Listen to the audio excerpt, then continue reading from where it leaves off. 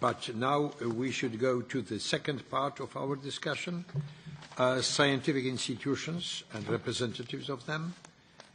And let me start with our first speaker, Mr. Frédéric Mauro, Research Associate, Group for Research and Information on Peace and Security. Well, as it was before, I would like to ask you not more than 10 minutes. Thank you very much. Merci, Monsieur le Président. Thank you, Mr. Chairman. Honourable members, ladies and gentlemen, thank you very much for inviting me along this afternoon to participate in your programme. I'm going to be quite candid and give you some pretty independent ideas. And basically, I'm going to focus on three main ideas. Firstly, as I see it, EDIDP is the best thing that's happened to European defence for a long time. Secondly, legally speaking, there is little doubt in my mind about this programme complying with European treaties. Thirdly, the path you have chosen to head down is going to be a long one, and you're going to come across a lot of obstacles. You're going to have to be patient and vigilant. Now, let me begin with the first point I made. The EDIDP is the best thing that's happened for European defence for some time. That's the case for two reasons. Firstly, this programme is in the hands of European authorities, the Commission and Parliament, and they will be alone in making their vision of the European general interest prevail. It's going to be something far more than just a low common denominator among national interests. This will quite simply be because decisions are taken by a majority. The creation of PESCO at the end of 2017 showed quite clearly that the member states aren't really terribly serious about European defence. They're just pretending they are serious. The only point of this is to make the outside world think that Europeans are united when they're not, and making European citizens think that their leaders are taking in hand European defence collectively, when in fact that's not happening.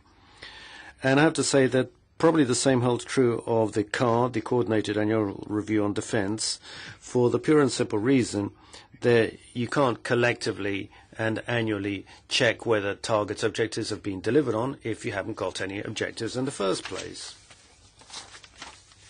I think the greatest hope of those that advocate European defence is you.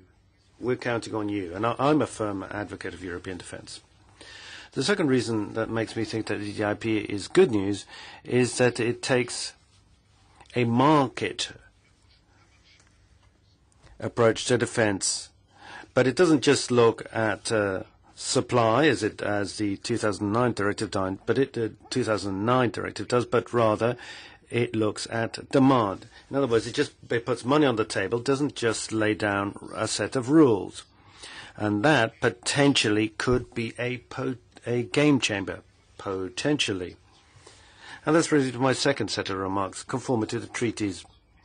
I didn't want to make this speech too tedious or legalistic, so I've drafted a legal opinion which I'll give to the rapporteur and you, Chairman. I've also put it online on my internet, so it's in the public domain. Now, I drew it up to show that my thinking is legally valid. I wanted to compare my thinking with that of my contemporaries. Now, I would point out that in a democracy, everybody's got to shoulder their responsibility. Political decision makers can't hide behind legal opinions, whether drawn up by their own services. They can't use that as an excuse for acting or not acting. Now, obviously, there's got to be consultation. They've got to use experts and listen to them, listen to experts like me. But above all, they've got to act. They've got to act fearlessly, because at the end of the day, it is judges that will establish legal validity. If any of you have doubts about the legal conformity of the programme with the treaties, take it to court. The court will rule. I have little doubt about this, and I've got my own opinion, which I make available to you, and of course I'll answer any questions about this. On to my third set of remarks. You're going to have to be very patient. You're laying the foundations for a house, an edifice, which will only be completed in about 15 years' time. It's 15 years that are needed between a defense research initiative being launched and the actual production of defense capacity. So in other words, the kit, the equipment which is currently being used among European armies of defense forces were conceived 15 years ago. This includes even the most modern among them, jets and so forth. So what's in research labs today will only lead to defense capability in about 15 years' time. So it's really important for you to lay solid and robust foundations which allow for a degree of flexibility. Now, there are three main obstacles you need to avoid. First of all, looking at what comes upstream, namely defense planning. One of the specific characteristics of this kind of research is that it is clearly targeted. People don't engage in military research just for its own sake. They're doing so to create the necessary technological capability to meet certain needs. So the European institutions need to do this efficiently. Now, this efficiency is not always the case. There's a general strategy, a degree of ambition on the one hand, on the other hand, a capability development plan for the European Defence Agency, but there's a missing link in this chain, and that's a white paper. Now, if Europeans do not deliver on political objectives, in other words, deliver with military capabilities, they're not going to do anything at all. Because as Seneca said, there's no such thing as a favourable wind for somebody who doesn't know where he or she is going. This is going to be a tough political path, but it is possible. This is borne out by the Helsinki objectives, and also, of course, NATO member states engage in this on a regular basis as part of what is known as a NATO defence planning process.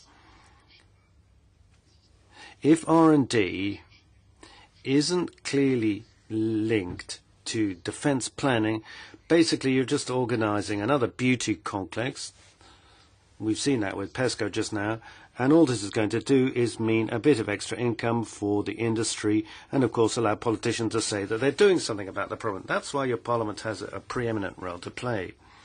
You must demand that a link be established between the EDIP and capacity development plans of member states, but not just that. You must insist on this, though. You must also ask how this delivers on European ambitions. And this brings me to the next obstacle. This is not looking at defence downstream. That means rearmament programs. Let's call a spade, and that's exactly what we're talking about today. The EDIDP is the D in R&D, and this D must lead to a C, the C of capacity. Now, I see that in the regulation there's a provision by which beneficiaries of appropriations must prove that member states are willing to purchase their products. That's a very good thing, because this was sadly lacking in security research programs funded by the EU. Thirdly, this is a third obstacle, you must strike the right balance between the involvement of the industries of all the member states on the one hand and the competitiveness, which would encourage focusing on the industries in the vanguard. There's going to be a great temptation for member states to cherry pick, and that's entirely natural. This is as true in Europe as in USA. US senators have an expression for this. They say, we have to bring home the bacon. So everyone's got to be able to fit into this, but this must be done smartly as possible. Because if you duplicate industrial capacity that already exists, then the cure is going to be worse than the disease. You're not going to reduce the level of fragmentation of the defense technology and industrial base. Far from it. You'll do the opposite. The trouble is that not all member states have a defense industry. That's definitely a fact. But they've all got brains. They've all got researchers. And that's why the EDIP is a worthwhile program, because it's among researchers that we must pool the skills that Europe has in abundance, not instead of multiplying the already existing industries. My conclusions are brief. If the European Union is involved in defence, it's because it's got to do something about this. It's because citizens expect to be protected. There can be no hope of European defence actually seeing the light of day if we just leave it in the hands of member states. Like the orchestra on the Titanic, they'll keep on playing the sovereignty tune right until the ship goes down. Let's look at things full on in the face. Research in defence is a shadow of its former sense.